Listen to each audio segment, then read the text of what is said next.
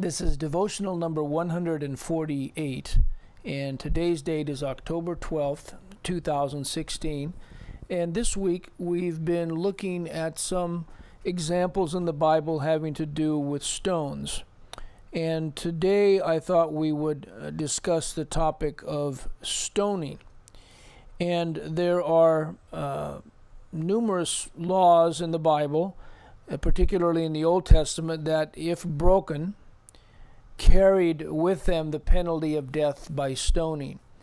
Now, there were also instances in which God intervened in a particular situation, like, for example, Numbers 15, with the man that picked up sticks on the Sabbath, and he passed judgment as to what the punishment was to be. And in that case, it was death by stoning. And so I'd like to look at a few of these examples, bearing in mind always that there are many, many more illustrations of this in the Bible. For example, if we look at Leviticus 20, verse 27, we find there a law concerning those who practice sorcery or witchcraft. A man also or woman that hath a familiar spirit, or that is a wizard, shall surely be put to death. They shall stone them with stones, their blood shall be upon them.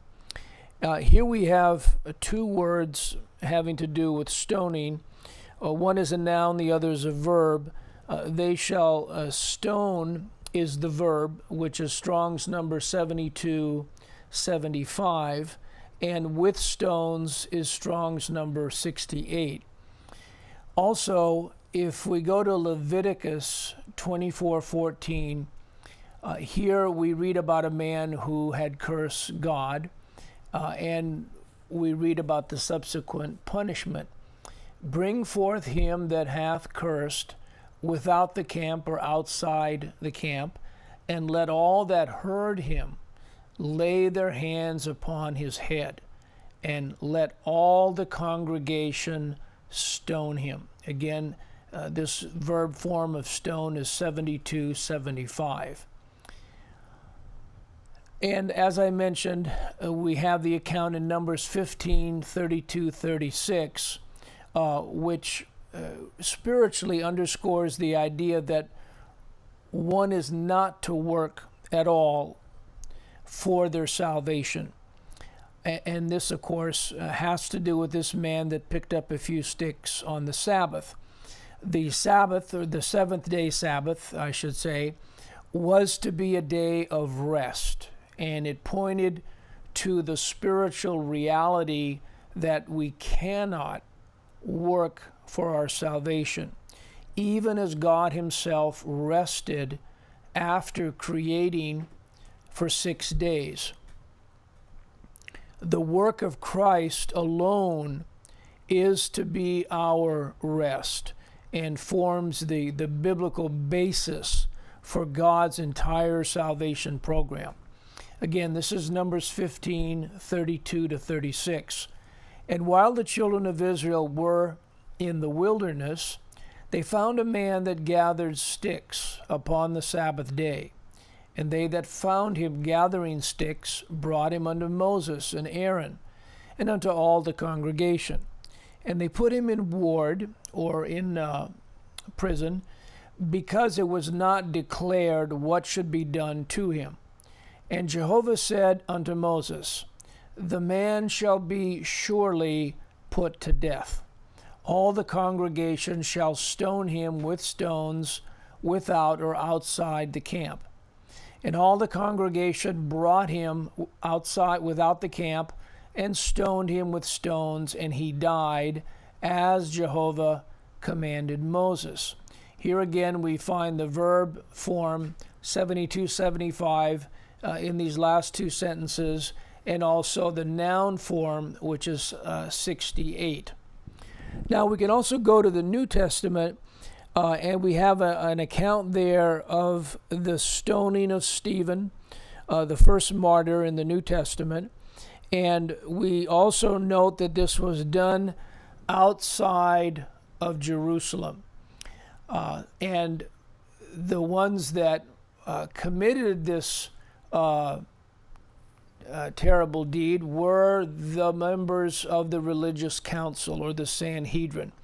And so we read this in Acts 7:58 to 59. And cast him out of the city and stoned him. And the witnesses laid down their clothes at a young man's feet, whose name was Saul, which he would eventually be Paul, the Apostle Paul. And they stoned Stephen, calling upon God and saying, Lord Jesus, receive my spirit. The Greek word here in both instances for stoned and stoned, or they stoned, is 30:36. Now, we also see, with regard to the Lord Jesus, that throughout his ministry, there were a number of occasions where people wanted to stone him, particularly the religious leaders. We read, for example, in John 8:59, then took they up stones to cast at him. But Jesus hid himself and went out of the temple, going through the midst of them, and so passed by. Even though the Lord Jesus was not actually stoned to death, this can also be understood spiritually by the fact that he atoned for the sins of all of the elect before creation, before the foundation of the world. For example, in Hebrews 13:11 through 13, we read this, which did take place literally outside the city walls of Jerusalem in 33 AD, but spiritually, it's really referring to what happened prior to the foundation of the world. For the bodies of those beasts whose blood is brought into the sanctuary by the high priest for sin are burned without or outside the camp. Wherefore Jesus also, that he might sanctify the people with his own blood, suffered without or outside the gate. Let us go forth therefore unto him without the camp, bearing his reproach. Now, it should also be mentioned that lepers and other people who were ceremonially unclean were also to go outside of the camp or the city, as we read, for example, in Numbers 5:2 to 4. Command the children of Israel that they put out of the camp every leper and every one that hath an issue, and whosoever is defiled by the dead. Both male and female shall ye put out, without the camp shall ye put them, that they defile not their camps, in the midst whereof I dwell. And the children of Israel did so, and put them out without the camp, as Jehovah spake unto Moses, so did the children of Israel. Now, the word whosoever is defiled, here in Numbers 5:2 is Strong's number 2931. And this same Hebrew word is translated unclean. Actually, but we are all as an unclean in Isaiah 64:6. But we are all as an unclean thing, and all our righteousnesses are as filthy rags, and we all do fade as a leaf, and our iniquities, like the wind, have taken us away. And we know that Christ became defiled and unclean with the sins of all of the elect, according to 2 Corinthians 5:21, for he hath made him to be sin for us, for the elect, who knew no sin, that we might be made the righteousness of God in him. And again, we have to understand that that atonement took place prior to the creation of the world, but yet it was demonstrated starting in the Garden of Gethsemane and going right up through the trial and the cross.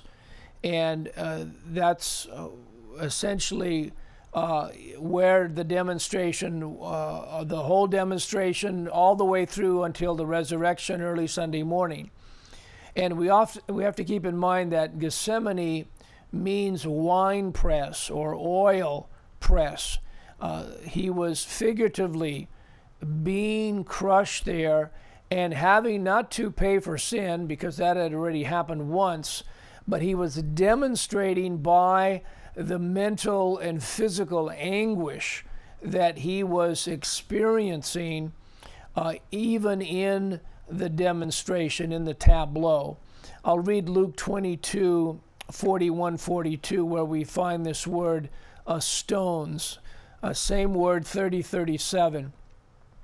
And he was withdrawn from them about a stone's cast, and kneeled down and prayed, saying, Father, if thou be willing, remove this cup from me.